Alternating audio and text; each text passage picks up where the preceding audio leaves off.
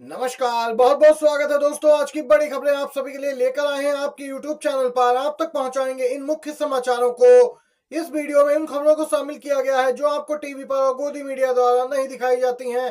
तो दोस्तों, आप लोग खबरों की तरफ बढ़ने से पहले अगर चैनल पर नए हैं तो रिक्वेस्ट है चैनल को सब्सक्राइब करके घंटी का आइकन को जरूर दबाइएगा। और आप भी बैलेट पेपर के साथ हैं तो एक लाइक करके आप भी समर्थन दर्ज करवा सकते हैं।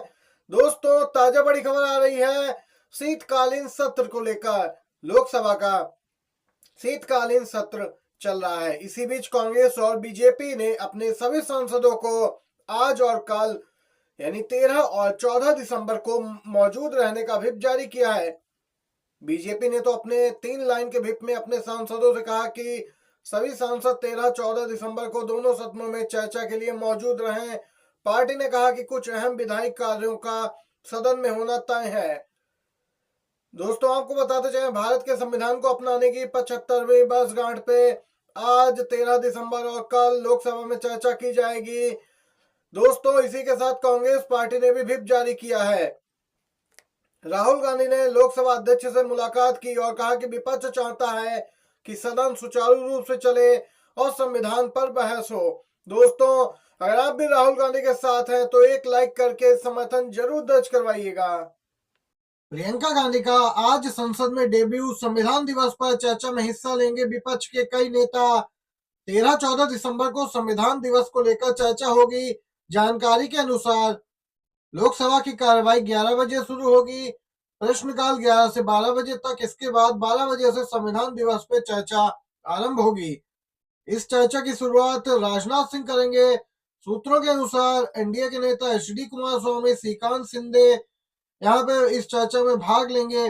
वहीं सबसे खास बात है कि 75 वर्षों के सफर पे चर्चा के लिए जो विशेष सत्र आयोजित किया जा रहा है, इस ऐतिहासिक बहस में सभी प्रमुख दलों के नेता हिस्सा लेंगे और अपने विचार प्रस्तुत करेंगे। वहीं कांग्रेस की ओर से प्रियंका गांधी वाड्रा पहली वक्ता होंगी। साथ ही वह लोकसभा में अपना पहला भाषण देंगी। कांग्रेस सूत्रों के अनुसार प्रियंका गांधी बहस की शुरुआत करेंगी विपक्ष की ओर से। दोस्तों, इसी के साथ एक और बड़ी खबर की ओर चलते हैं।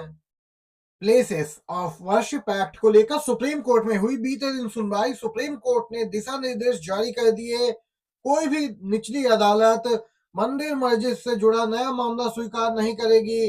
प्लेसेस ऑफ वर्शिप एक्ट पर सुप्रीम कोर्ट का यह आदेश। सीजीआई खन्ना ने फिर पकड़ी पूर्व चीफ जस्टिस चंद्रचूड़ से अलग रहा। पूजा स्थल एक्ट पर दोनों में मतभेद। बड़ी बात यह है कि जस्टिस खन्ना की अगुवाई वाली पीठ ने पूर्व न्यायाधीश चंद्रचूड़ द्वारा 2.5 साल पहले इस मामले में दी गई अनुमति को पलटते हुए उस पर रोक लगा दी है। 2.5 साल पहले 21 मई 2022 को तत्कालीन सीजीआई चंद्रचूड़ की अध्यक्षता वाली पीठ के सामने यही प्रश्न आया था। मई 2023 में इस मामले की सुनवाई हुई। मौखिक टिप्पणी चंद्रचूड़ ने माना कि ऐसे विवादित पूजा स्थलों का सर्वेक्षण 1991 के पूजा स्थल अधिनियम का उल्लंघन नहीं करता। दोस्तों, चंद्रचूड़ के इस मौखिक टिप्पणी ने तब प्रभावी रूप से वाराणसी और मथुरा से लेकर संभल अजमेर तक 10 से अधिक मामलों में मुकदमे यानी कानूनी रास्ता तैयार किया था।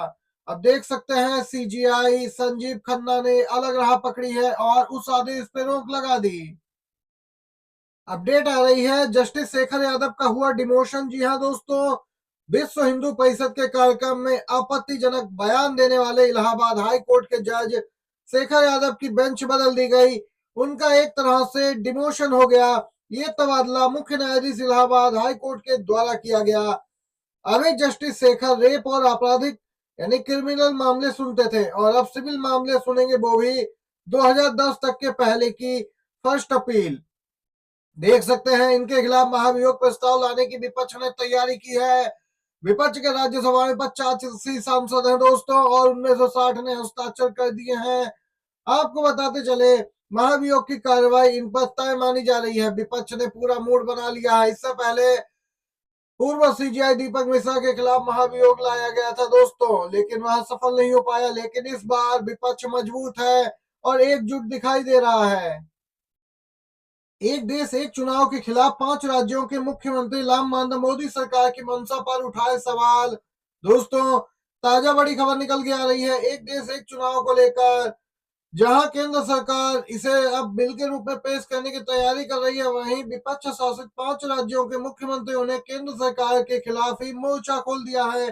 साथ ही इसकी अवधारणा और मंशा पर सवाल खड़े किए। पश्चिम बंगाल सीएम बनर्जी ने कहा, केंद्र सरकार लोकसभा और राज्य के विधानसभा चुनाव एक साथ कराने को लेकर यहाँ पे जो कुछ कर रही है वह असंवैधानिक और संघीय व्यवस्था के विरोध में है। दोस्तों, आपको बताते चले, एक पोस्ट में आरोप लगाया कि प्रस्तावित एक राष्ट्रीय चुनाव विधेयक सत्ता को केंद्रीकृत करने और भारत के लोकतंत्र को कमजोर करने की एक सोची समझी कोशिश है।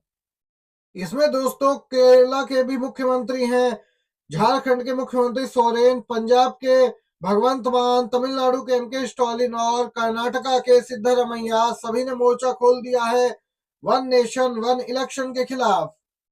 कांग्रेस ने दिल्ली चुनाव के लिए 21 उम्मीदवारों की सूची जारी की है। संदीप दीक्षित को केजरीवाल के खिलाफ टिकट दिया गया है।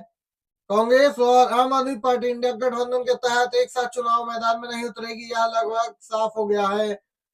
वहीं कांग्रेस ने आगामी दिल्ली चुनाव के लिए 21 उम्मीदवारों की पहली सूची जारी की। लिस्ट में सबसे प्रमुख नाम पूर्व सांसद संदीप दीक्षित का है, जिन्हें नई दिल्ली सीट से उम्मीदवार बनाया गया है।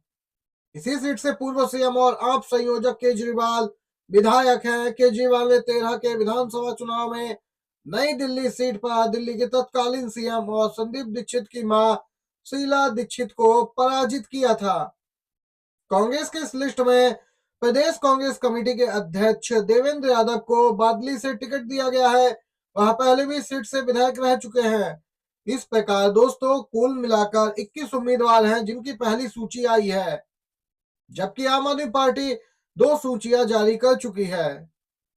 महाराष्ट्र में 5 दिसंबर को नई सरकार का गठन हो गया है। वहीं एकनाथ शिंदे गुट को फिर से बीजेपी ने दोस्तों बड़ा झटका दिया। पहले मुख्यमंत्री पद देने से इनकार किया, लेकिन शिंदे गुट फिर भी राजी हुआ कि चलिए गृह मंत्रालय तो मिलेगा, राजस्व विभाग मिल जाएगा। लेकिन बीजेपी की एक बैठक हुई दिल्ली में, जिसमें महाराष्ट्र सीएम, केंद्रीय गृह मंत्री शाह और बीजेपी राष्ट्रीय अध्यक्ष नड्डा मौजूद रहे और तय हुआ कि बीजेपी इन सभी महत्वपूर्ण विभागों को तो अपने पास ही रखने वाली है, यानी गृह मंत्रालय, राजस्व विभाग भी उसके पास रहेगा। इतना ही नहीं, बीजेपी ने एक बात और स्पष्ट की है कि महाराष्ट्र में स्पीकर पद भी बीजेपी के पास ही रहने वाला है। देख सकते हैं सहयोगियों पर दबाव लगातार बीजेपी का बनता जा रहा है और सहयोगी हैं कि उनके मुंह से आवाज तक नहीं निकल रही, क्योंकि बीजेपी की इतनी ज्यादा सीटें जो आई हैं। दोस्तों, ये थी सभी बड़ी खबरें, बिग ब्रेकिंग न्यूज। वीडियो आपको कैसा लगा जरूर लिखिए कमेंट बॉक्स में, जरूर बताइएगा। अच्छा लगा हो तो लाइक कीजिएगा, शेयर कीजिएगा अपने सभी दोस्तों में भी। बहुत बहुत धन्यवाद।